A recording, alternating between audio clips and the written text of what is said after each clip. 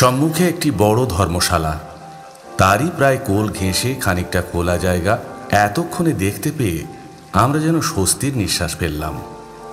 সমতল স্থানের কাঙাল হয়ে উঠেছি। যেদিকেই তাকাতে যাই পাহাড়ে পাহাড়ে দৃষ্টি প্রতিহত হয়ে ফিরে আসে।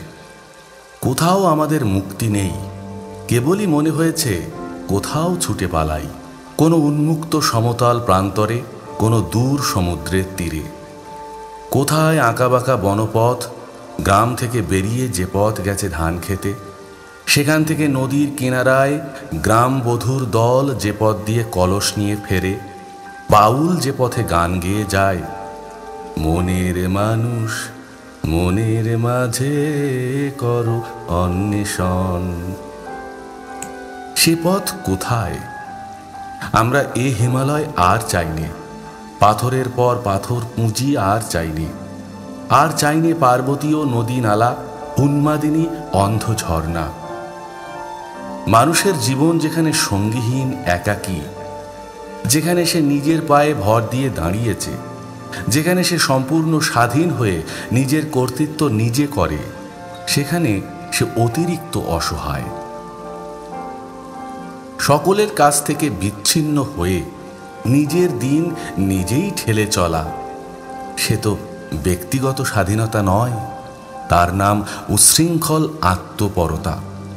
যারা দোকানে বসে খায়, ধর্মশালায় গিয়ে ঘুমোয়, প্রমোদাগারে গিয়ে লীলাবিলাস করে, যথেচ্ছ ভ্রমণে বেরোয়, রুগ্ন অবস্থায় হাসপাতালে গিয়ে ভর্তি হয়, তারা স্বাধীন হতে পারে, কিন্তু তারা দুর্ভাগ্য।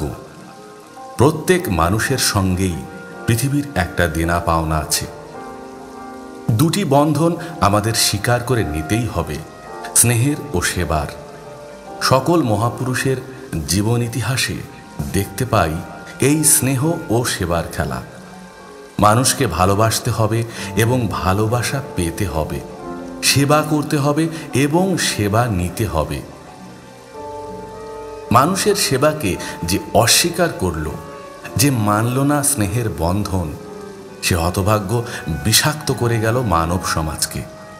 তাকে আমরা বোহেমিয়ান বলবো, কিন্তু মানুষ বলবো না। আজ যদি সবাই ব্যক্তিগত স্বাধীনতা পেয়ে ক্ষেপে ওঠে, যদি সমাজের কোনো একটা আকারকে প্রত্যেকে না মেনে নেয়, তবে সমগ্র জগৎ মরুভূমিতে পরিণত হবে। পৃথিবীতে স্নেহ ও সেবা নেই, প্রেম ও মোহ নেই, ব্যক্তির সঙ্গে ব্যক্তির সংসর্গ নেই, তবে তার কেমন চেহারা দাঁড়ায়? যে সভ্যতা আজ দিকে দিকে প্রসারিত, তার মর্মমূলেই যে এই স্নেহ ও সেবার রসসিঞ্চিত হয়েছে। এদের ছেড়ে মানব সমাজ চলবে কোন দিকে? এই যে তীর্থযাত্রীর দল চলেছে, এদের চেয়ে স্বাধীন আর কে? এরা স্নেহ করে শুধু নিজেকে, সেবা করে শুধু নিজের। এদের পিছনেও যেমন আজ বন্ধন নেই, সম্মুখেও নেই তেমনি বাধা। এরা সবাই নিজের পুঁটলি সামলায়, নিজেরাই কাঠি কুটো সংগ্রহ করে আনে, নিজের বিপদ ও কুশল নিয়েই ব্যস্ত। আপন আপন স্বাতন্ত্র্যই তাদের মূল মন্ত্র। সুখের বিষয় এইটি এদের আসল চেহারা নয়। এদের দিকে তাকিয়ে ভয় পাই।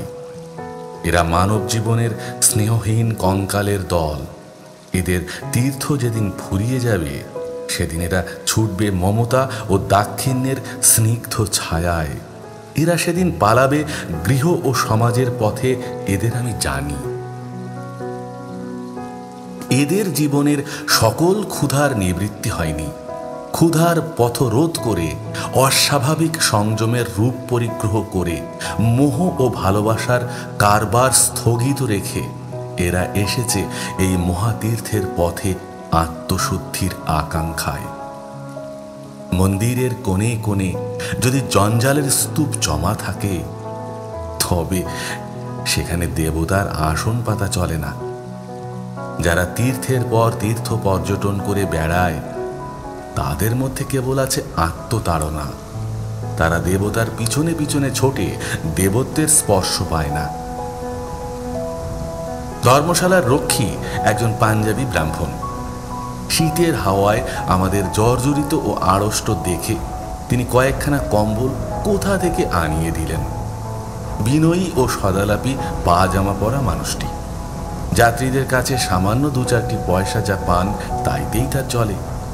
দুধ ও তামাক খেয়ে গোপালদা একটু সুস্থ হয়ে বসলে তিনি কিয়ৎক্ষণ ধর্ম আলোচনা ও কিছু প্রণামী নিয়ে চলে গেলেন।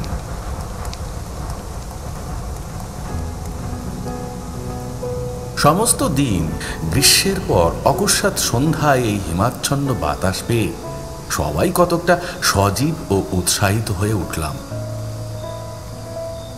গোপালদা প্রতি 15 মিনিটে একবার করে ছিলিম ধরাতে লাগলেন। বন্ধ ধর্মশালার বাইরে বৈশাখী পূর্ণিমার জ্যোৎস্নায় চারিদিক প্লাবিত হতে লাগল।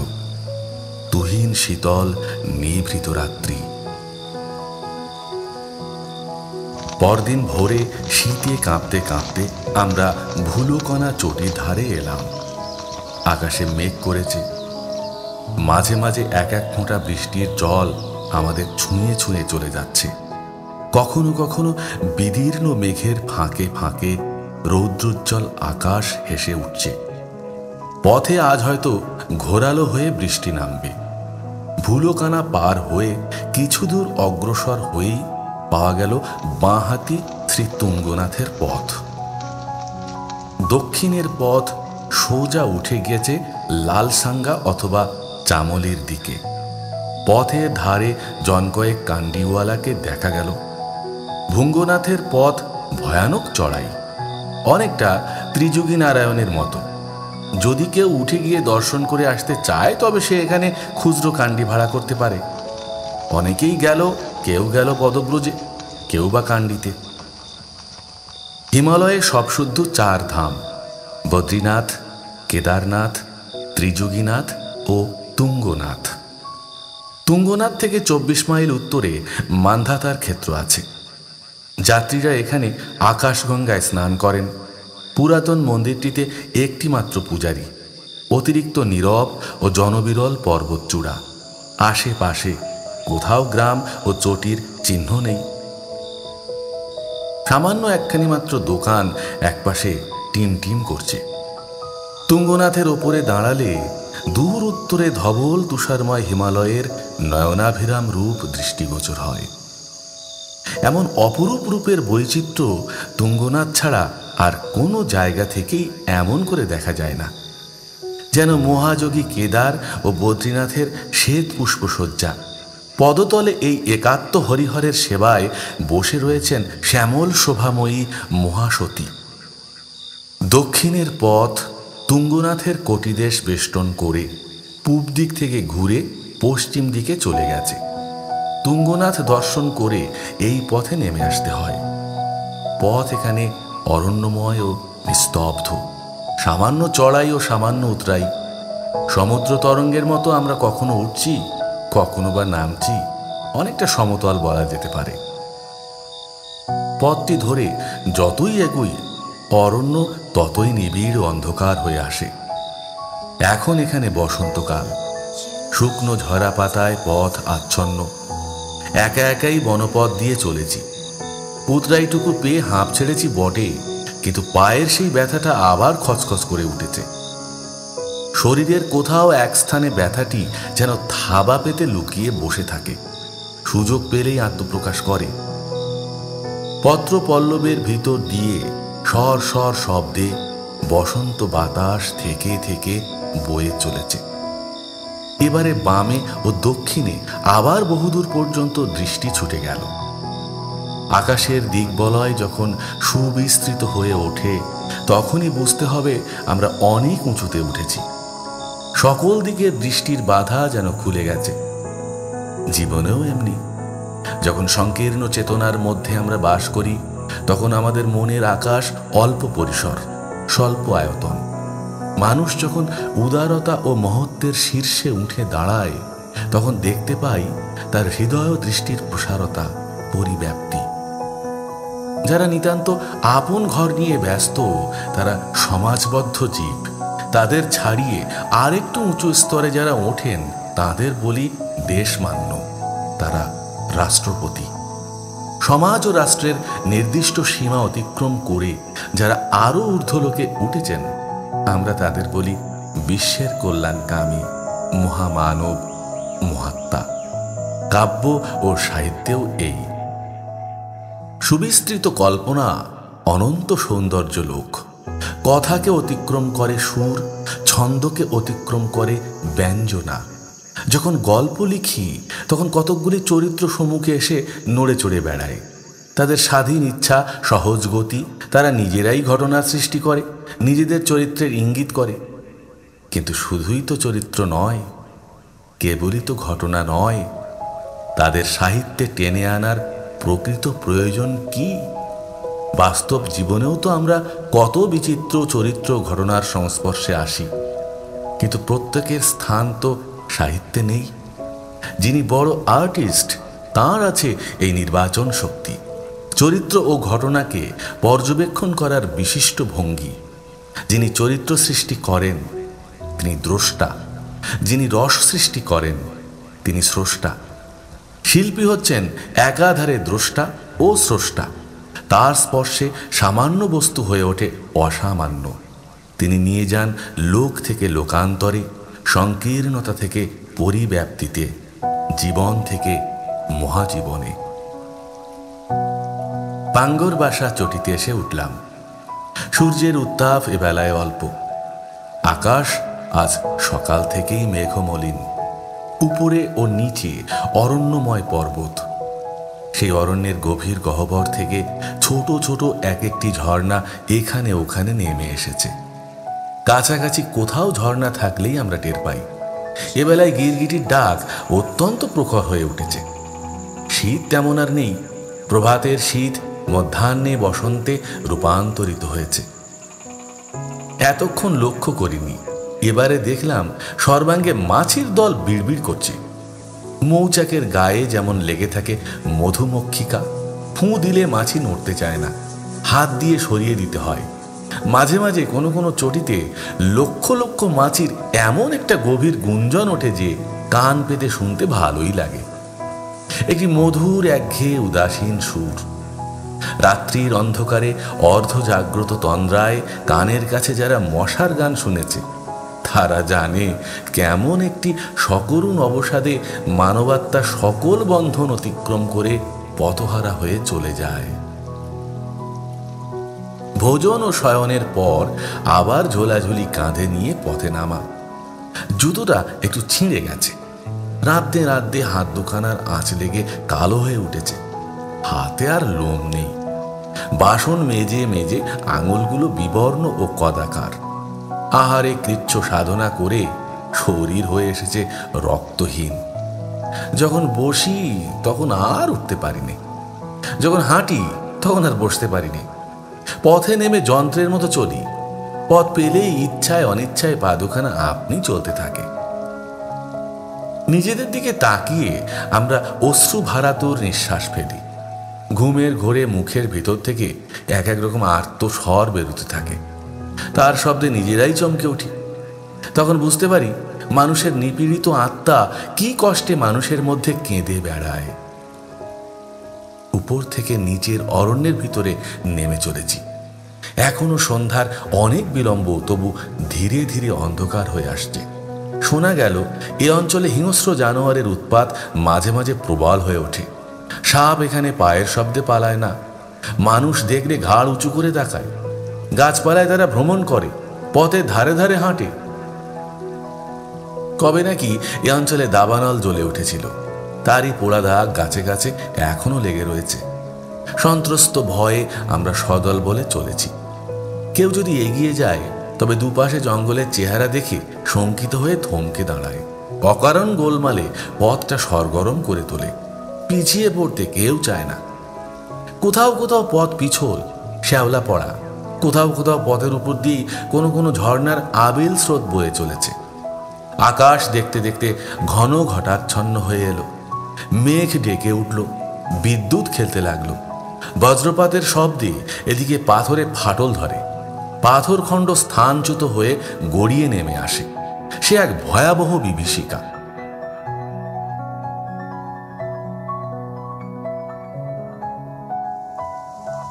দেখতে দেখতে অন্ধকার ঘন হয়ে এলো, সপ সপ করে বৃষ্টি নামল। তখন আর উপায় নেই, বর্ষণ শেষ হবার অপেক্ষায় কোথাও দাঁড়ানো যায় না। এ গভীর অরণ্যে একটি মুহূর্ত কোথাও আশ্রয় নেওয়া চলে না। বৃষ্টিতে ভিজি ক্ষতি নেই, কিন্তু এই অরণ্যের কবল থেকে পালাতে পারলে আজকের মতো বেঁচে যাই। ভয়ার্ত দৃষ্টিতে একবার বৃক্ষলতার ফাঁক দিয়ে আকাশের দিকে তাকিয়ে চলেছি। গা ছমছম করছে, শরীর ক্ষণে ক্ষণে রোমাঞ্চিত হয়ে উঠছে। আঁকা বাঁকা পথ, একজন মোড় ঘুরলেই অন্যজনকে আর দেখা যায় না। সবাই কাছাকাছি আছি বটে, কিন্তু প্রত্যেকেই হারিয়ে গেছি। এতক্ষণ কথাবার্তা বলছিলাম, কিন্তু পথের ঠিক পাশেই কি একটা জানোয়ারের একখানা শুকনো কঙ্কাল দেখে আর আমাদের মুখে কথা নেই। কখনো কখনো অন্ধকারে পাখির ডানার ঝটাপট শব্দ শুনতে পাচ্ছি। এবার হয়তো সত্যিই সন্ধ্যা হয়েছে। বায়ু ও বৃষ্টির বেগে আমরা সেই অন্ধকারে প্রায় দিশাহারা হয়ে গেলাম। চারুর মা কুঁজো হয়ে চলতে চলতে হঠাৎ সোজা হয়ে দাঁড়ালো। বামুন বুড়ি কুলির পিঠে কান দিতে চলছে। তার দিকে তাকিয়ে চারুর মা ভয়ার্ত কণ্ঠে বললে, তুমি ভয় পাচ্ছ না মা? বামুন বুড়ি চুপি চুপি বললে, কি লা? চারুর মা চলতে চলতে এদিক ওদিক তাকিয়ে বললে, কেমন যেন মোটকা গন্ধ এই কাছে কোথাও আছে মা। দুঃখা দুঃখা, ও তুলসীরাম, চল বাবা এগিয়ে। বলেই বামুন বুড়ি হঠাৎ ফুঁপিয়ে কেঁদে উঠল। পঞ্চাননের কিছু করে আসতে পারলুম না, মধুসূদন, নারায়ণ। তুলসীরাম তাকে নিয়ে এগিয়ে যেতেই সেই কঙ্কাল শরীর জরাজীর্ণ চারুর মা আমার কাছাকাছি এসে একগাল হেসে বললে, দিলাম বামুন মাকে ভয় পাইয়ে, মরবার নামে এত ভয়। বলতে বলতেই সেই অশীতিপর মৃত্যু ভয়হীনা বৃদ্ধা গল গল করে হাসতে লাগলো। আমি যদি মরি তবে চারু রইল, ও আমি চুকিয়েই এসেছি। সরস্বতী, ভাদু, হাবলি আর বাকি কটা গরু বাছুর, 30 দুধ রোজ হবেই। চারুর একটা পেট, সেই 11 বছর বয়স থেকে বিধবা, চলবে না বা ঠাকুর?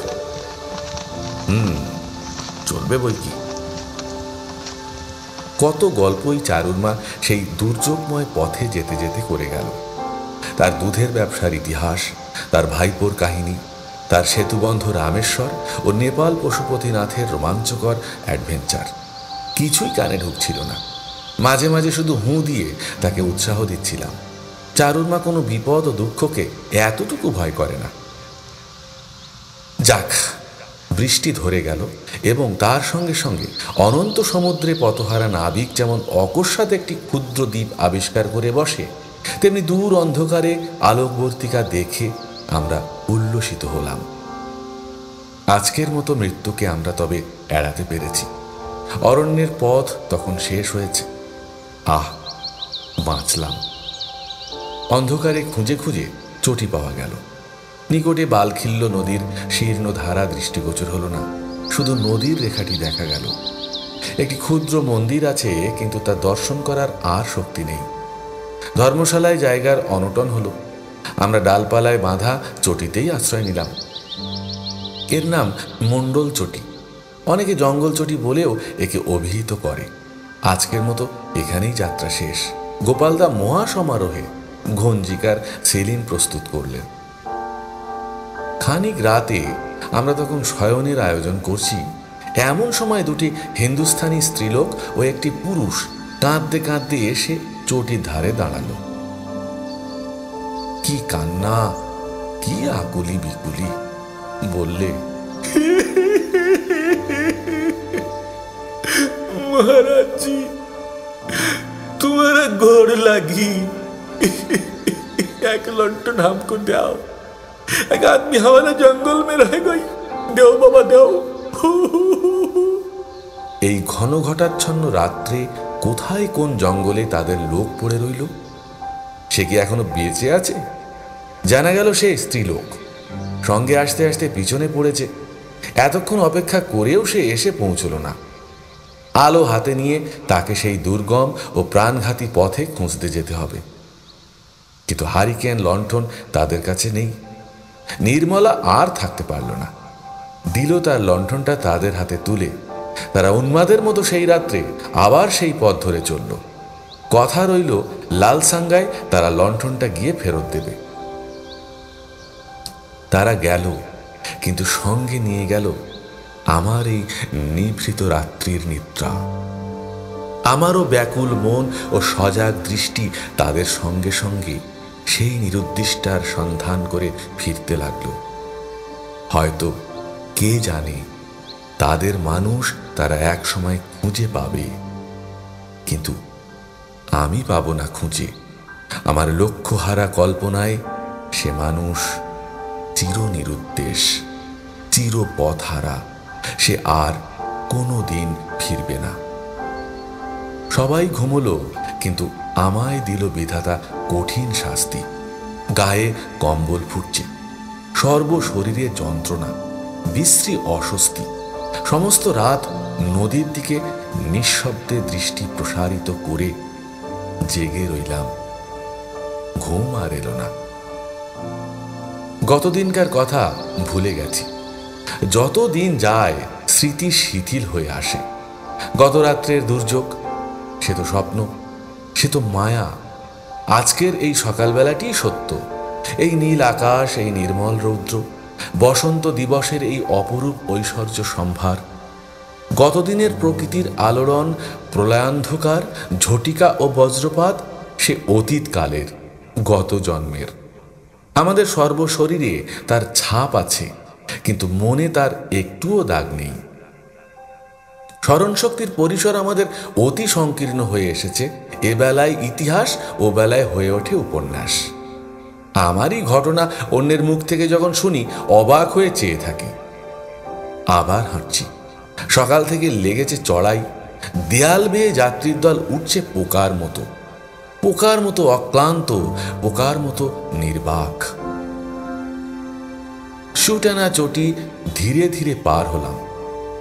আর চলতে পারছি না। শরীর অতিরিক্ত যন্ত্রণায় থর থর করে কাঁপছে, চোখ জ্বালা করছে।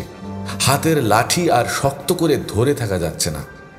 ঝোলা ও কম্বল কাঁধের উপরে প্রবল শত্রুর মতো চেপে ধরেছে। এদের গুরুভার ও পীড়ন আর সইতে পারিনি। এমনি করে এলাম আরো মাইল দেড়েক পথ। রৌদ্র অত্যন্ত তীব্র হয়ে উঠছে, এত তীব্র যে গা পুড়ে যায়।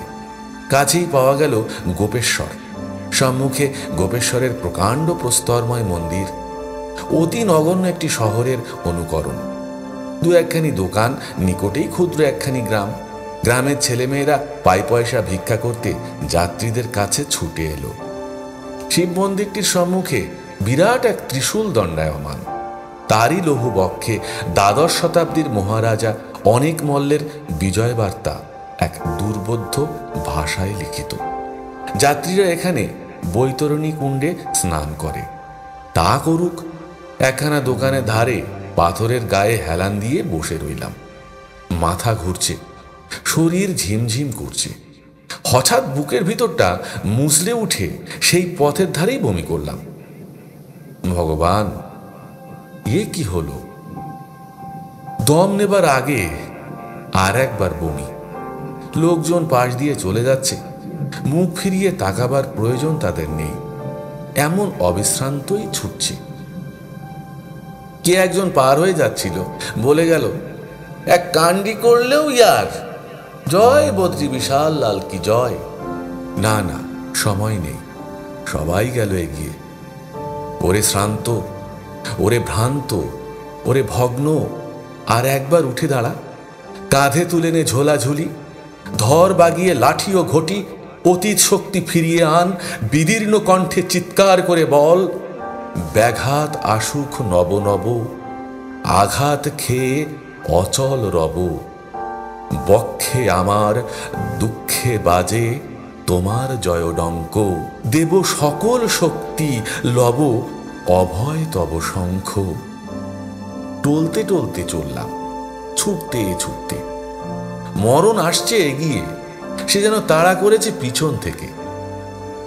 উজ্জ্বল দিবালোক মুছে গেছে, শুধু নীল অন্ধকার। আকাশটা দুলছে, অর্ধ মুদিত কটুরগত চক্ষু দিয়ে নামছে উষ্ণ জলধারা। আমি কি পাগল হয়ে গেছি? আমি কি মাতাল? কেন এমন করে পা কাঁপে?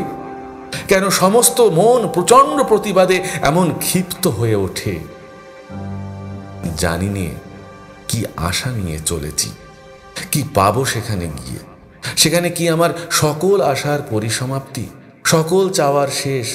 আমার পরম পাওনা বুঝে পড়ে নেব তার কাছে, যার আশায় এই অকাল মরণের হাত এড়িয়ে চলেছি, যে রয়েছে আমারই প্রতীক্ষায়। আমার কণ্ঠে দেবে পরম বাণী, কানে দেবে আত্মপ্রকাশের মূল মন্ত্র, সৌন্দর্য সৃষ্টির উৎসব মুখ দেবে খুলে, শক্তি ও সাহস বিস্তৃত হৃদয়, অফুরন্ত প্রেম ও অকৃপণ দাক্ষিণ্য, চোখে দেবে অনির্বাণ স্বপ্নালোক, বুকে অনন্ত বহ্নি ক্ষুধা। বালি পাথরের পাহাড়, সূর্যকিরণ প্রতিফলিত হয়ে নানা বর্ণে ঝলমল করে উঠছে। পাশে বনগোলাপের জঙ্গল, ডালিম আর আখরোটের বন। তারপরেই বাঁদিকে পথ ঘুরল। ঘুরতেই দেখলাম বহু নিচে চামলি শহর, লালসাঙ্গা। তারই নিচে অলকানন্দা নদীর ওপারে সাদা সুতোর মতো শীর্ণ সেই মহাপ্রস্থানের পুরাতন পথটি কর্ণপ্রয়াগ হয়ে লালসাঙ্গায় এসে মিলেছে। ওই পথটি ধরে যাত্রীরা ফিরে যায়। ঘণ্টাখানেক হাঁটার পর অলকানন্দার পুল পার হয়ে লালসাঙ্গার ধর্মশালায় এসে উঠলাম। বেলা তখন টাটা করছে। কেদার, বদ্রী ও কর্ণপ্রয়াগের কেন্দ্রস্থল এই চামলি। ছোট্ট শহর কিন্তু সমৃদ্ধ। এখানে গাড়োয়াল জেলার একটি আদালত, বন বিভাগের দপ্তর, কলেক্টরি পুলিশ, কুলি এজেন্সি, হাসপাতাল, বিদ্যালয়, বাজার, সদাব্রত ও ডাকঘর প্রভৃতি শহরের নিত্য প্রয়োজনীয় বস্তুগুলির সাক্ষাৎ পাওয়া গেল। অকর্মণ্য যাত্রীরা এখান থেকে বদ্রীনাথ পর্যন্ত মূল্য দিয়ে ঘোড়া সংগ্রহ করতে পারে। ধর্মশালায় গোপালদা ও বুড়িদের দেখা পেলাম, কিন্তু বাক্যালাপের রুচি হলো না। তিনি কেবল একবার আমার দিকে তাকিয়ে বললেন, ও কি হলো দাদা তোমার? কথা বলতে পারছিলাম না, কেবল কম্বলটা কোনো রকমে ছড়িয়ে শুয়ে পড়লাম। চোখ বুজিয়ে নিঃশব্দে পড়ে রইলাম। মাটির ভিতরে যেন তলিয়ে যাচ্ছি। গোপালদা সরে এলেন, গায়ে ও কপালে কিয়ৎক্ষণ ত্রস্ত ভাবে হাত বুলিয়ে বলে উঠলেন, হ্যাঁ, যা ভেবেছি তাই। এ তো রোদের গরম নয়, গাছে তোমার জ্বরে পুড়ে যাচ্ছে। কি হবে? কি হবে তা সবাই জানে। গোপালদারও অবিদিত নয়। তার সন্দেহ উক্তিটি বিদ্রুপের মতো কানের ভিতরে বাজল, কিন্তু তখন উত্তর দেবার আর সামর্থ্য ছিল না। জ্বরে আমি অচেতন, আর আমার মাথা তুলে দাঁড়াবার শক্তি নেই। যে প্রকাণ্ড আমাদের দল একদিন ঋষিকেশ থেকে যাত্রা করে দেবপ্রয়াগ পৌঁছেছিল, সেই দল আমাদের ছিন্ন বিচ্ছিন্ন হয়ে গেছে। কেউ গেছে ফিরে, কেউ থেমে গেছে, কেউ অকর্মণ্য হয়ে কোথায় পিছনে নিরুদ্দেশ হয়ে গেছে, কেউ পড়েছে মৃত্যু মুখে। আমাদের দলের 3 জন নেই। আজ আমাকেও থেমে যেতে হলো। 22টি দিনে সমস্ত পথ শেষ করেছিলাম, আর মাত্র সামান্য পথ বাকি, অতি সামান্য পথ, কেবলমাত্র 48 মাইল। এক ছুটেই হয়তো এই 48 মাইল শেষ করে দিতাম, কিন্তু তার হলো না। জরাক্রান্ত পঙ্গু হয়ে এই পথের ধারে অনির্দিষ্ট কালের জন্য পড়ে রইলাম। গোপালদা কেবল হাসপাতালের দিকটা দেখিয়ে দিলেন। কোন ক্রমে সামান্য আহারাদি শেষ করে আমার এই পরম প্রিয় দলটি যাত্রার আয়োজন করল। আমার সাড়া ছিল না, বাক শক্তি ছিল না, তাদের বিদায় দেবার মতো উৎসাহও নেই। কেবল নিঃশব্দে পড়ে রইলাম। যাবার সময় চারুর মা দিল একটু জল, গোপালদা দিয়ে গেলেন সহানুভূতি ও শুভকামনা।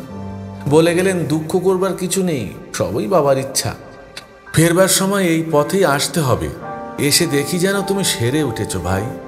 জ্বর একটু কমলে কিছু খাবার চেষ্টা করো। একটুও পাবার আশা করিনি। এই সামান্য মমত্ববোধের স্পর্শটুকু পেয়ে বুকের ভেতরটা উদ্বেল হয়ে উঠল। এ লোকটাকে কোনোদিন পছন্দ করিনি। আজ সন্দেহ হলো এ বোধহয় আমার কল্যাণকামী। কম্বলের ভিতর থেকে মুখ বার করে শুয়েই রইলাম। তিনি ধীরে ধীরে বিদায় নিলেন এবং যাবার সময় আমার একবার বলে গেলেন, 3-4 দিন ধরে তোমার মেজাজ যেরকম রুক্ষ হয়েছিল তাতেই বুঝেছিলাম তোমার শরীর ভালো নেই। নির্জন ধর্মশালা। মাথার দিকে নিচে অলকানন্দার কলকল শব্দ শুনতে পাচ্ছি। কাছেই কোথা থেকে একটু আধটু মানুষের গলার আওয়াজ কানে আসছে। মাথার কাছে দেখতে দেখতে অপরাহ্নের রৌদ্র এসে পড়ল। হু হু করে বসন্তের হাওয়া বয়ে যাচ্ছে। সম্মুখে লাল ও শ্বেত পাথরের দুটো পাহাড় সূর্যকিরণে এক আশ্চর্য রূপ পরিগ্রহ করেছে। নদীর ওপারে যে পথটা দিয়ে আমরা এসেছি সেই পথ রেখাটি স্বপ্নলোকের মতো দেখা যাচ্ছে। ধীরে ধীরে আমার রক্ত রাঙা রুগ্ন ও স্তিমিত দৃষ্টি আবার বুঝে এলো। সর্বশরীরে জ্বরের অসহ্য যন্ত্রণা ও জ্বালা ধরেছে। আর আমার কোনো আশা নেই। মনে মনে সকলের নিকট সজ্ঞানে বিদায় নিলাম। জন্মভূমির দিকে তাকিয়ে অভিবাদন জানালাম। কতক্ষণ পড়েছিলাম মনে নেই। একসময় উঠে পাগলের মতো ছুটে ধর্মশালার পিছন দিকের পথে নেমে এলাম। তখন অপরাহ্ন চলেছে সন্ধ্যার দিকে। বেলা আর বাকি নেই। বালি ও পাথরের দুস্তর পথ দিয়ে সোজা নেমে নদীর তীরে এলাম। 2-4 জন সাধু সন্ন্যাসী এখানে ওখানে জটলা করে বসে রয়েছে। হিতাহিত জ্ঞানশূন্য হয়ে সব শুদ্ধ জলের মধ্যে নামলাম। স্রোত অত্যন্ত প্রবল। কিছু দূর জলের মধ্যে গিয়ে একখানা বড় পাথর আঁকড়ে ধরে ডুব দিলাম। প্রায় আধ ঘন্টা বেপরোয়া স্নান করে যখন ধর্মশালায় এসে উঠলাম তখন শরীর একটু সুস্থ হয়েছে। বিষে বিষক্ষয় হলো। কোনো দিকে আর না তাকিয়ে ঝোলাঝুলি আর লাঠি নিয়ে একাকী পথে এলাম। তখন সন্ধ্যা সমাগত। তা হোক, খানিকটা পথ এখনো হাঁটা যাবে। আমি সেদিন মরিয়া। কেমন করে কয়েকটা চটি পার হয়েছিলাম আজ তার স্পষ্ট মনে নেই। রাত্রে এক জায়গায় আশ্রয় নিলাম। পরদিন প্রভাতে পার হলাম পিপলকুঠি। পথের ধারে কয়েকটি রক্তকরবীর গাছ পাওয়া গেল। লাল ফুলের সমারোহের উপর এসে পড়েছে নবীন সূর্যের কিরণোচ্ছটা। এখানে বাঘ ভালুকের চামড়া খুব সস্তা দরে বিক্রি হয়। পিপলকুঠিতে গাড়োয়ালি মেয়েরা কম্বলের ব্যবসা করতে আসে। মধ্যাহ্নে এসে পৌঁছলাম গরুডঙ্গার চটিতে। এখানে গরুর গঙ্গা ও অলকানন্দার সঙ্গম। গরুর মন্দির ও সামান্য শহর পাওয়া গেল। প্রকাশ ফিরবার পথে গরুর গঙ্গায় এক ডুবে একটি পাথরের নুড়ি তুলে বাড়ি নিয়ে গিয়ে পূজা করলে সাপের ভয় থাকে না। গরুর গঙ্গা থেকে পাতাশ গঙ্গা 4 মাইল চড়াই পথ। পথটি চির ও পাইনের জঙ্গলে সমাকীর্ণ, ছায়াবিথির মতো। সন্ধ্যার সময় পাতালগঙ্গার চটিতে এসে আশ্রয় নেওয়া গেল। পাশেই গণেশের মন্দির। পাতালগঙ্গা দিয়ে মিশেছে অলকানন্দায়। পরদিন সকাল থেকেই পথ হাঁটতে শুরু। সঙ্গে সঙ্গে জন কয়েক অপরিচিত যাত্রী চলেছে। গোপালকুটি পার হয়ে মধ্যাহ্নে এসে পৌঁছলাম কুমার চটিতে। সমতল পথ, প্রাকৃতিক শোভায় চটিটি সমৃদ্ধ। নিকটে কমনাশা নদী। আহার আনতে কিয়ৎক্ষণ বিশ্রাম নিয়ে বেরিয়ে পড়লাম। কোথাও অকারণে বেশিক্ষণ থাকতে আর ভালো লাগছে না, বরং পথে পথে বসে বিশ্রাম নেওয়া যাবে। পথেই আমাদের যা কিছু। ঝড়কুলা ও সিংহদ্বার পার হয়ে সন্ধ্যার কিছু পূর্বে যেখানে এসে পৌঁছলাম সে আমার আবাল্যের স্বপ্ন যোশী মঠ। অল্প অল্প বৃষ্টি পড়ছে, আবার বেশ শীত লেগেছে। যোশী মঠ নামে এই ক্ষুদ্র শহরটির খ্যাতি এর সংস্কৃত নাম জ্যোতির্মঠ। এখান থেকেই শঙ্করাচার্যের উত্তরাধাম শুরু হলো। বদ্রীনাথের পূজারী রাবল মহাশয়ের এখানে বাসা। শীতকালে এখান থেকেই তিনি বদ্রীনাথের পূজা করেন। নৃসিংহদেব প্রমুখ অনেকগুলি দেবতার মন্দির এখানে রয়েছে। সবগুলি মন্দিরই একটি চত্বরের চারিপাশে অবস্থিত। এখানে নভগঙ্গায় স্নান অপেক্ষা দণ্ডধারায় স্নান প্রশস্ত। আসলে দুটি অব্যবহার্য, তালপুকুরে ঘটি ডোবে না।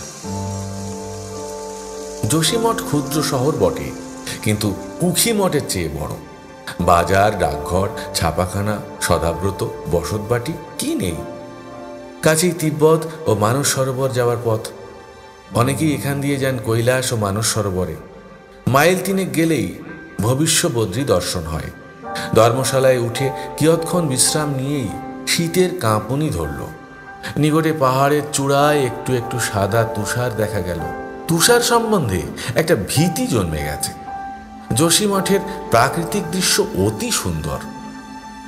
রাত্রি শেষে শীতার্ত দেহে একাকী যোশীমঠের নিকট বিদায় নিয়ে উতরাই পথে নামতে লাগলাম। 3 মাইল পথ নামতে হয়। পায়ের ব্যথাটা জেগে উঠল। 3 মাইল পথ এসে নদীর পুল পার হয়ে যখন শ্রী বিষ্ণুপ্রয়াগে পৌঁছলাম তখন সকাল হয়েছে। এখানে বিষ্ণু গঙ্গা বা অলকানন্দা ও ধবলী গঙ্গার সঙ্গম। পুরাকালে বিষ্ণু আরাধনা করে নারদ মুনি এখানে সর্বজ্ঞ হবার বর লাভ করেছিলেন। নীল বসনা অলকানন্দার কোলে গৈরিক বসনা গঙ্গার আত্মসমর্পণ এ স্থলে এক রোমাঞ্চকর নয়নাভিরাম দৃশ্য। এখান থেকে বদ্রীনাথ আর মাত্র 16-17 মাইল পথ। ধবলী গঙ্গার তীরে তীরে অত্যন্ত সংকীর্ণ বিপজ্জনক পথ, খানিকটা সমতল, খানিকটা বা চড়াই। খাড়া দেয়ালের মতো চড়াই নয়, ধীরে ধীরে উঠছে। কোথাও কোথাও পথ সম্পূর্ণ ভেঙে গিয়ে নদীর মধ্যে অদৃশ্য হয়েছে। কোথাও পড়েছে পাথর, তাকে অতিক্রম করা এক দুঃসাধ্য ব্যাপার। কোথাও পথ নেই, ঝর্ণার জলের উপর দিয়েই চলতে হচ্ছে। কোথাও স্তূপকার বালি ও নুড়ি, অত্যন্ত সাবধানে পা ফেলে যেতে হয়। কাল থেকে মার্বেল পাথরের পাহাড় দেখতে পাচ্ছি। কোনোটা হাঁসের পালকের মতো সাদা, কোনোটা গোলাপি, কোনোটায় নীল ও হরিদ্রার সমাবেশ। 2 দিকে শ্বেত পাথর, মাঝখানে কুলুকুলু গঙ্গার প্রবাহ। অল্প অল্প চড়াই পথ ধরে কেবলই আমরা উপর দিকে উঠে চলেছি। আজকে চড়াই দিয়ে বুকে ব্যথা ধরছে না বটে, কিন্তু ক্লান্তি আসছে, পা কনকন করছে। জ্বর ছেড়ে গেছে, কিন্তু শরীর সুস্থ হয়নি। দেহ বেদসলতার মতো দুলছে। ঘাট চটি পার হয়ে 2 মাইল চড়াই উঠে অনেক বেলায় অবসন্ন শরীরে পাণ্ডুকেশ্বর গ্রামে এসে পৌঁছলাম। গ্রামখানি মন্দ নয়, নদীর উপরেই। পাথরের খাদ্রি করা গ্রামের উঁচু নিচু পথ, ডালপালা ও গাছের গুঁড়ির তৈরি অনেকগুলি চটি, ক্ষুদ্র একটি ধর্মশালা, নিকটে যোগবদ্রী মন্দির। একটি ঔষধালয় পাওয়া গেল, সেখানে মুষ্টিযোগ ও টোটকা তুকতাকের কারবার। সম্মুখের পর্বতচূড়ায় পাণ্ডুরাজা বাস করতেন। মন্দিরে তাম্র শাসনপত্র আছে। স্থানীয় লোকেরা বোঝাতে চাইল এই পথ দিয়ে একদিন পঞ্চপাণ্ডব ও দ্রৌপদী স্বর্গারোহণ করেছিলেন। কতকগুলি প্রমাণোযোগী চিহ্ন পর্যন্ত তারা দেখিয়ে দিল। আমরা স্বর্গদ্বার অবধি যাব কিনা অনেকে প্রশ্ন করল। শীত প্রধান মুলুক, তাই এদিকের সাধারণ অধিবাসীরা সুশ্রী ও সুন্দর। আজকের পথের আশেপাশে বহু ভূর্জপত্রের গাছ। মাঝে মাঝে কোনো কোনো চটির চালাগুলি মোটা মোটা ভূর্জপত্রের তৈরি। কোথাও কোথাও রক্তরাঙা জবা ফুলের মতো পাহাড়। কোনো পাহাড় উজ্জ্বল কালো রঙের, কোনোটা নীলাভ্রের মতো, আবার কোনো পাহাড় বা দুগ্ধ শুভ্র। নির্বাক বিস্ময়ে দেখে দেখে চলে যাই। আহারাদির পর আবার পথ ধরেছি। বর্ষণোন্মুখ মেঘ মাঝে মাঝে সূর্যালোককে আবৃত করে ভেসে চলেছে। নদীর তীর ধরে হাঁটছি। গঙ্গার ধারা আর নীল নয়, কোমল মৃত্তিকা বর্ণের। নদী এখন আমাদের দক্ষিণে। পথের নির্দেশে একই নদী বহুবার এপার ওপার হতে হয়। যতদূর দৃষ্টি চলে কেবল ঋজু কুটিল অনন্ত উপলখণ্ডময় গঙ্গা স্বগর্জনে ছুটে আসতেন। পথ থেকে নেমে পাথরের জটলা পার হয়ে নদীর জল স্পর্শ করা অসাধ্য ব্যাপার, সে সম্ভব নয়।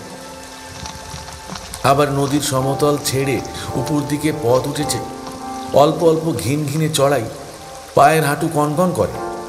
কখনো কখনো দু চারজন বদ্রী প্রত্যাগত প্রসন্নমুখ যাত্রীর দেখা মিলছে। সকলের মুখেই খুশি, আনন্দ ও বদ্রীনাথ কীর্তন। কাঙালের মতো তাদের দিকে মুখ তুলে আবার এগিয়ে যাই।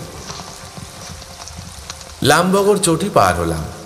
পথ আস্তে আস্তে উপরে উঠেছে, কেবলই উঠছে। এবার নদীও উঠে এসেছে, মুখর তার প্রবাহ ভীম গর্জনে নিচের দিকে ছুটছে। পাথরের সঙ্গে নদীর খেলা দেখলে আর চোখ ফেরানো যায় না। কতবার যেতে যেতে থামি, চোখ ভরে দেখে দেখে মনে ছবি এঁকে রাখি, নিঃশ্বাস ফেলে আবার চলতে থাকি। নদীর অবিশ্রান্ত গতির দিকে তাকিয়ে মানুষের মন ভারাক্রান্ত হয়ে ওঠে কেন তা বলতে পারিনি, কিন্তু দুরন্ত জলস্রোত শিরার রক্তে যে দোলা দিয়ে যায় তা জানি। এক জায়গায় এসে থামতে হলো। এমন সংকীর্ণ ও গড়ানে পথ, বসে বসে নামা ছাড়া উপায় নেই।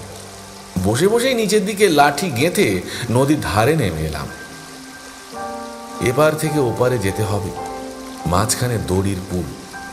এই দড়ির পুল অত্যন্ত স্বদেশী, আদি ও অকৃত্রিম। এপারের পাহাড়ের সঙ্গে ওপারের পাহাড়ের পাথরে বাঁধা মোটা দুজোড়া কাছি, সেই কাঁচির সঙ্গে বাঁধা কয়েকখানা তক্তা, তার উপর দিয়ে ভয়ার্ত মহাপ্রাণী হাতে নিয়ে পার হয়ে যেতে হবে। উপায় নেই, মরেছি না মরতে আছি, চোখ বুজে কম্পিত কলেবরে ভয়েও সাবধানে পুলটা পার হয়ে গেলাম। পার হয়ে যে পথটি স্পর্শ করলাম তার চেহারা দেখেই তো চক্ষু স্থির। একখানি খাড়া মনুমেন্ট, অথচ উঠবার সিঁড়ি নেই। আর কত বাধা ও বিঘ্ন সৃষ্টি করবে বাবা বদ্রীনাথ। কিন্তু বাবা আছেন এখনো ৮-৯ মাইল দূরে। তার বাবারও সাধ্য নেই এই পথটা সুগম করে দেন। কি আর হবে, পাথর আর মাটির দেওয়াল আঁচড়ে আঁচড়ে নাক্ষত দিতে দিতে কাত হয়ে চিত হয়ে বদ্রীনাথের ঊর্ধ্বতন ১৪ পুরুষের শ্রাদ্ধ করতে করতে লাঠিটার দাঁত দিয়ে কামড়ে ধরে ডন দিয়ে দিয়ে অবশেষে এক সময় উপরে উঠলাম। ধন্য তীর্থ। অথচ এইটি বাবাজির মন্দিরে যাবার রাজপথ। নান্য পন্থা। এত ধৈর্য ধরে ও এতখানি কষ্ট করে যাচ্ছি, গিয়ে দেখবো হয়তো একখানা পাথরের স্তূপ কিংবা কিম্ভূত কিমাকার একটা কিছু ফাঁকি।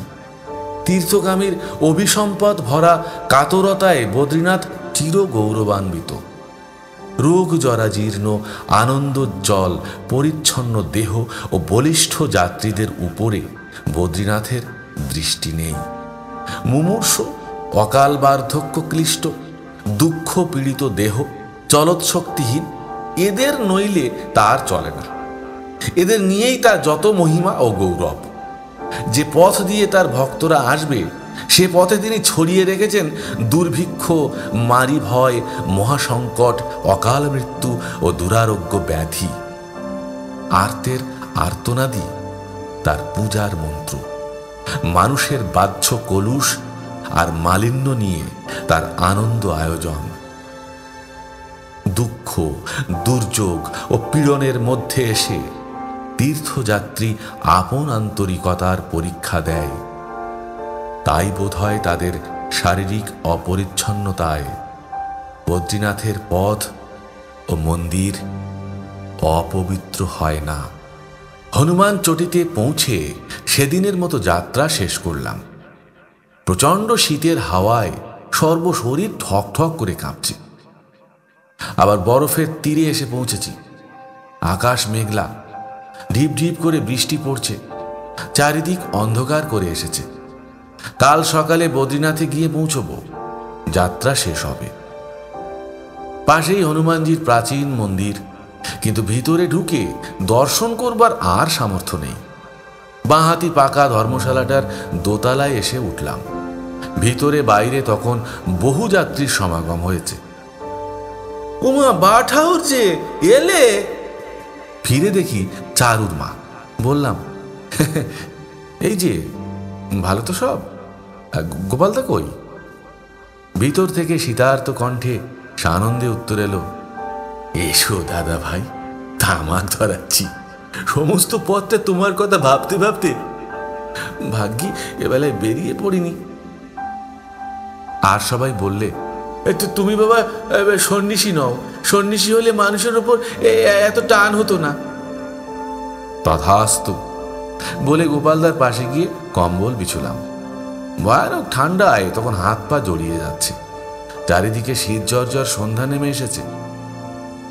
যাত্রা কর যাত্রা কর যাত্রী দল, উঠেছে আদেশ, বন্দরের কাল হলো শেষ। প্রত্যুষের তরল অন্ধকারে কাঁপতে কাঁপতে সবাই নামল পথে। মেঘে মেঘে দিক দিগন্ত ঘন তমসাবৃত। বৃষ্টির ফোঁটাগুলি চাবুকের মতো সপ গায়ে এসে আঘাত করছে। বাঁদিকে নদীর ভাঙন ঘুরে অর্ধা চন্দ্রাকৃতি পথ উত্তর দিকে চলে গেছে। হিমকণাযুক্ত তীক্ষ্ণ বাতাসে বুকের রক্ত পর্যন্ত ঠান্ডা হয়ে যাচ্ছে। দাঁতের সঙ্গে দাঁত ঘষে একরকম শব্দ হচ্ছে। আবার সেই কেদারনাথের মতো ভয়াবহ প্রাকৃতিক দুর্যোগ। বন বালিকার মতো লতা পুষ্পালঙ্কার শোভিত ঝর্ণাগুলি যাত্রীদের সাদর অভিনন্দন জানাতে পথের উপরেই নেমে এসেছে। কোথাও অরণ্যের আর দেখা মিলছে না। এদিকে তাদের আর আশ্রয় নেই। এদিকে তুষারের দেশ।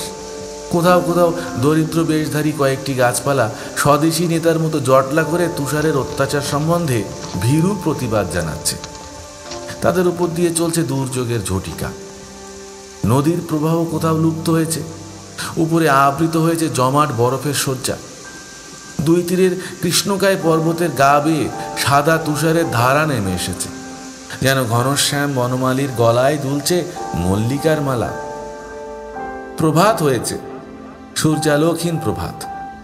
প্রভাত কিংবা গোধূলি ঠিক বোঝা যায় না। সৃষ্টির আদি যুগে যেন উত্তীর্ণ হয়ে এসেছি। তখন সূর্য চন্দ্র গ্রহ নক্ষত্র ছিল না। এমনই একটা অনৈসর্গিক অনুজ্জ্বল আলোয় বসে বিধাতা আপন কাজ করে গিয়েছেন।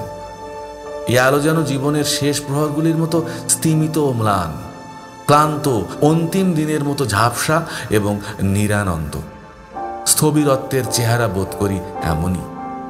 আজ আমাদের শেষ যাত্রা, শেষ খেয়া, শেষ পথের হিসাব। যে প্রকাণ্ড দল নিয়ে একদিন বেরিয়েছিলাম তাদের কথা ভাবছি। তাদের অনেকেই নেই, অনেকে গেছে থেমে। একজন বাচ্চা ঘোড়ায় যেতে যেতে পা পিছলে 1 মাইল নিচে নদীর গর্ভে চিরদিনের মতো অদৃশ্য হয়ে গেছে। যারা আজও সঙ্গে আছে তাদের দিকে তাকালে কান্না পায়। কেউ আমাশয় ব্যাধিগ্রস্ত, কারো জ্বর, কারো কানে লেগেছে তালা, চোখ গেছে খারাপ হয়ে, কেউ আর কথা বলে না। কারো মস্তিষ্ক বিকৃতির লক্ষণ দেখা দিয়েছে। কেউ পরনের কাপড় ছিঁড়ে পায়ের তলায় ফালি বেঁধে খুঁড়িয়ে খুঁড়িয়ে হাঁটছে। কিছু দূর যাই, খানিকক্ষণ বসি, পিছনের পথের দিকে বারে বারে তাকাই। কিন্তু কিছু ভাবতে গেলে মাথার যন্ত্রণা হয়। মস্তিষ্ক বিকৃতির ভয়ে তাড়াতাড়ি উঠে দাঁড়াই, আবার এগিয়ে চলি। ঘাড় আর সোজা হয় না, মাথা উঁচু হয় না। আপন পদক্ষেপের দিকে তাকাই আর হাঁটি। মেরিলাল, উদাসীন দৃষ্টিতে মুখ ফিরাই। কতবার শুনেছি এমনই অনড় যাত্রীর কাতর কণ্ঠ। নিরুত্তরে আবার মুখ ফিরিয়ে চলে গেছে। একটি স্ত্রীলোক ফুঁপিয়ে কেঁদে উঠল। और कितना रास्ता था मेरीलाल। মুখ দিয়ে তার ফেনা নির্গত হচ্ছে, সঙ্গে চিটা চিটা রক্ত। হাতে রিভলভার থাকলে ও যন্ত্রণা শেষ করে দিতাম। থোড়াই হ্যায় মাই বলে আবার এগুই। পথের ঠিক পরিমাণটা বললে, শুনলে হয়তো ওর হৃদযন্ত্রের ক্রিয়া এখনই বন্ধ হয়ে যাবে। পথের দূরত্ব সম্বন্ধে কোনো শ্রান্ত যাত্রীকে ইঙ্গিত করতে নেই। তার উৎসাহ ও শক্তি নষ্ট হয়ে যায়। পথ আজ অত্যন্ত সংকটাপন্ন। কোথাও কোথাও বালুময় কিনারা, পথ নদীর মধ্যে ধসে গেছে। অগাধ নিচে নদী, ভয়ে পা কাঁপছে। কোথাও কয়েক ইঞ্চি মাত্র কিনারা, কাত হয়ে পাহাড়ের গায়ে পিঠ ঘেঁষে চোখ বুজে পার হচ্ছি। কেউ পিছন থেকে একবার প্রাণ ভয়ে আর্তনাদ করে উঠছে। একটিবার মাত্র পা ফসকে গেলেই ব্যাস, আর টাল সামলানো যাবে না। তুষারাময় নদীর গর্ভে বিলীন হয়ে যেতে হবে। কিছুক্ষণ এমনি করে হাতড়ে হাতড়ে আবার একটু ভালো জায়গায় এসে পৌঁছলাম। কাছেই যৎসামান্য একটি পাহাড়ি বসতি। মেয়েরা পিঠে কাঠের বোঝা নিয়ে বদ্রীনাথের দিকে রওনা হচ্ছে। কেদারের মতো বদ্রীনাথেও জ্বালানি কাঠ মেলে না। দক্ষিণের বন থেকে কাঠ সংগ্রহ করে স্ত্রী পুরুষ পিঠে বেঁধে নিয়ে যায়, এক আনায় ছোট একাটি বিক্রি করে। তাদের গতিবিধির দিকে তাকিয়ে মনে হলো পথ ফুরিয়ে এসেছে। ভূত যখন ছাড়ে শেষ দৌরাত্ম্য দেখিয়ে যায়। আবার লাগলো প্রাণঘাতী চড়াই, চড়াই চড়াই আর চড়াই। বুকের মধ্যে কেমন একটা বিশ্রী শব্দ হতে থাকে, কানের মধ্যে বাজে জলতরঙ্গের মতো একটা অস্বাভাবিক কোলাহল। তারপর স্বপ্ন দেখছি। অর্ধনিদ্রার আবেশে জেগে উঠল একটি রূপলোক, মায়াময় বিচিত্র অমরাবতী। সম্মুখে দূরে একটি বিপুল বিস্তৃত তুষারাময় প্রান্তর, তারই একান্তে কুয়াশায় ঢাকা একখানি গ্রামের অস্পষ্ট চিত্র। মধ্যস্থলে মন্দিরের একটি স্বর্ণচূড়া, পদপ্রান্তে স্রোতস্বিনী জহ্নুবালা। নিশ্চয়ই বেঁচে আছি। বুকে এখনো আছে প্রাণ চিহ্ন, এখনো শিরায় আছে শেষ রক্তবিন্দু। চক্ষু এখনো নিঃশেষে অন্ধ হয়নি। এই পক্ষাঘাতগ্রস্ত হাত, এই পীড়ন জর্জর চরণ, এই শুষ্ক নিরস দেহ, এই ভগ্ন অবসন্ন হৃদয়, এ আমার, হে আমি। জয় বদ্রী বিশাল কি জয়! দুর্জয়ের জয়মালা পূর্ণ করে মোর ডালা। জয় বদ্রী বিশাল কি জয়! 12ই জ্যৈষ্ঠ 1339। মহাকালের জপের মালায় আজকের দিনটি নেই। আজকের এই হিমকণাময় কুয়াশা ভরা প্রভাতটি আমাদের পরমায়ু থেকে বিচ্ছিন্ন। মৃত্যুর অন্ধকার ঠেলতে ঠেলতে আমরা একটি নূতন লোকে উত্তীর্ণ হয়ে এসেছি। তাই প্রথমেই মনে হলো আমরা বুঝি বেঁচে নেই। এ বুঝিবা একটা নির্দয় প্রলোভন, অমর্ত্য মরীচিকা। দূর থেকে বদ্রীনাথের ক্ষুদ্র গ্রামখানি যখন প্রথম দৃষ্টিগোচর হলো, তখন এই কথাটি ভেবে নির্বাক হয়েছিলাম। আনন্দ উল্লাস করবার শারীরিক এবং মানসিক সঙ্গতি নেই। কেমন করেই বা থাকবে? আমরা ফুরিয়ে ফতুর হয়ে গেছি, নিঃশেষিত তৈল প্রদীপের মতো। দীর্ঘ 25 দিনের যে দুঃখময় ইতিহাসটা আমাদের পিছনে পড়ে রইল, তাকে আমরা ভুলেই গেছি। আজ আমাদের যাত্রার শেষ, দুঃখ দহনের নিবৃত্তি। যে পদচিহ্নময় পথ একদিন গ্রামের সীমা অতিক্রম করেছিল, পার হয়েছিল নদী ও অরণ্য, উত্তীর্ণ হয়েছিল দেশ মহাদেশ, আজ সেই পথ প্রসারিত হয়েছে বিশ্বের দিকে। আমাদের সেদিনের সামান্য তীর্থযাত্রা আজ বিরাটের পদতল স্পর্শ করেছে। মন বললে, তুমি এই তোমার রূপ, যার জন্য এলাম সে তো মন্দিরে নেই, সে যে আমার আছে পথে পথেই। সামান্য মন্দিরে তুমি তো বন্দী নও। গঙ্গার পুল পার হয়ে ঢুকলাম গ্রামে। গ্রামের নামও বদ্রিকাশ্রম। কেউ বলে বদ্রী বিশালা, কেউ বা নারায়ণাশ্রম। প্রথমেই বাঁহাতি ছোট ডাকঘর, তারপরেই পথের দুধারে ছোট ছোট দোকান। আকাশ মেঘলা, ঝুপঝুপ করে বৃষ্টি পড়ছে। বাতাসের বেগে ও অসহ্য ঠান্ডায় কোনো দিকে আর মুখ ফেরাবার উপায় নেই। তাড়াতাড়ি নির্দিষ্ট বাসায় এসে উঠলাম। বাসাটির আভিজাত্য অল্প নয়। বেশ পাকা পাথরের দোতলা বাড়ি, দরজা জানলা, উপরে উঠবার সিঁড়ি, সম্মুখে পাথরের খাদ্রি করা প্রকাণ্ড চত্বর। এটি আমাদের পাণ্ডব বাসা বাটি। যে পাণ্ডাকে আমরা আশ্রয় করেছি তিনি এখানে বেশ বর্ধিষ্ণু, নামডাক আছে। তারা 5 ভাই, সূর্যপ্রসাদ, রামপ্রসাদ প্রভৃতি। পুত্রের নাম পিয়ারিলাল। দেবপ্রয়াগেও এদের প্রতিনিধি আমাদের তত্ত্বাবধান করেছিলেন। প্রথমে এদের অতিথি সৎকারে আমরা কৃতজ্ঞ বোধ করলাম। নিচের ঘরে কতগুলি কম্বল এনে এরা আমাদের বিছিয়ে দিলেন। কাঠ এনে আগুন জ্বালালেন। এই আগুন আর কম্বল সেই দুর্যোগে আমাদের জীবন দান করল। সূর্যপ্রসাদ ও রামপ্রসাদের মতো এমন ভদ্র ও সদালাপী পাণ্ডা তীর্থস্থানে অতি বিরল। প্রত্যেক বাঙালি এবং হিন্দুস্তানি যাত্রী এদের বাসাবাটিতে এসে ওঠেন। দুর্যোগে ও ঠান্ডায় অকর্মণ্য হয়ে সমস্ত দিন ঘরের ভিতরে অতি অস্বস্তিতে কাটতে লাগলো। মাছি নেই, কিন্তু কাপড় চোপড় কম বলে পোকার ভয়ানক উৎপাত। আহারাদি ততই বছর, রান্নাবান্নার জায়গাও নেই, সুবিধাও নেই, শক্তিও নেই। অতএব আমরা সিংয়ের মারফত পুরী আনতে হলো। ধন্য পুরী! পুরী সর্বদেশে অগতির গতি। কোথা দিয়ে কাটলো অপরাহ্ন, কোন পথ দিয়ে এলো সন্ধ্যা। বাইরে টিপ টিপ করে তখনও বৃষ্টি পড়ছে। বাতাস মাঝে মাঝে দরজা জানলা ঝাঁপিয়ে ছুটছে। বদ্ধ ঘরের ভিতর আগুনের চারদিকে আমরা কয়েকজন ঘিরে বসে গল্প করছি।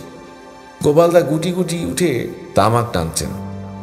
বামুন বুড়ি পথ থেকে রোগ কুড়িয়ে এনে একপাশে কুণ্ডুলি পাকিয়ে নির্জীব হয়ে রয়েছে, এবং সেই সুবিধা নিয়ে দুর্গম শক্তি কঙ্কাল দেহ চারুর মা শুরু করেছে তার গৃহপালিত গরুর গল্প। ধীরে ধীরে রাত্রি নিশুতি হয়ে এলো।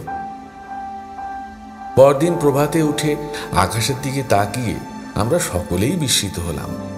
রাঙা রোদে চারদিক হাসছে, আকাশ পরিচ্ছন্ন নীল। আশেপাশের পাহাড়গুলির মাথায় স্তূপীকৃত বরফ রৌদ্রালোকে ঝলমল করছে। নদীর ওপারে সমতল জায়গাটুকুতে চাষের কাজ চলছে। কোথাও কোথাও সামান্য বৃক্ষলতা বাতাসে মাঝে মাঝে আন্দোলিত হয়ে উঠছে। আমরা পরম তৃপ্তিতে চারিদিক চেয়ে চেয়ে দেখলাম। এই রৌদ্রময় অলস দিনটি রেখে রেখে উপভোগ করার মতো সৌভাগ্য হবে কে আমরা স্বপ্নেও ভাবিনি। মানুষের ভাগ্য বিপর্যয়ের পর যেমন সুদিন আসে, আজকের এই সুনির্মল আলোকোদ্ভাসিত দিনটি তেমনি আমাদের উপরে বিধাতার আশীর্বাদের মতো নেমে এসেছে। আজ সকালবেলা উঠে হাঁটতে হয়নি, সমস্ত শরীর বিশ্রাম পেয়েছে। কোমল উষ্ণ রোদে চক্ষু বুজে বসে রইলাম। মন্দির ও ঠাকুর দর্শনের আগ্রহ আমার নেই শুনে অনেকেই চোখ কপালে তুলে নানা মন্তব্য করে বসল, এবং যখন শুনল দেবমূর্তির সম্বন্ধে আমার কোনো মোহ অথবা কৌতূহল বিন্দুমাত্রও নেই, পূজাও দেব না, মুক্তিও চাইব না, তখন তাদের সমস্ত চেহারাই গেল বদলে। কিছু না হোক পেন্না মতো একটা করবে বাছা। কাকে? কাকে? গা জ্বলে যায় বাছা তোমার কথা শুনলে। তাহলে বলো, বাপ পিতামহ মুখে একটু জলও দিয়ে যাবে না? ব্রহ্ম কপালিতে এখানে পিতৃপুরুষের উদ্দেশ্যে পিণ্ডদান করা বিধি। জনশ্রুতি স্বর্গীয় পিতৃপুরুষগণ স্বর্গদ্বার থেকে অঞ্জলি প্রসারিত করে উত্তর পুরুষের নিকট এই স্থলে পিণ্ড গ্রহণ করেন। গৌরীকুণ্ডের মতো এখানেও একটি উষ্ণ জলধারা আছে। যাত্রীরা অতি আরামে সেই জলে স্নান করে।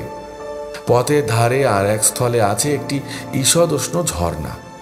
এই জলে স্নান করলে শরীর সতেজ হয়ে ওঠে। সুতরাং এর প্রতি যাত্রীদের আগ্রহ সকলের চেয়ে বেশি। গঙ্গায় একটি লোককেও স্নান করতে কিংবা জল ব্যবহার করতে দেখা গেল না। তুষারাচ্ছন্ন গৈরিক বেশা গঙ্গাকে স্পর্শ করার মতো দুঃসাহস কারও নেই। স্খলিত দেহ, নগ্ন পদ, মলিন পরিচ্ছদ, বীতস্পৃহ, উদাসীন মন। একসময় ধীরে ধীরে মন্দিরের সিঁড়ি বেয়ে ভিতরে প্রবেশ করলাম।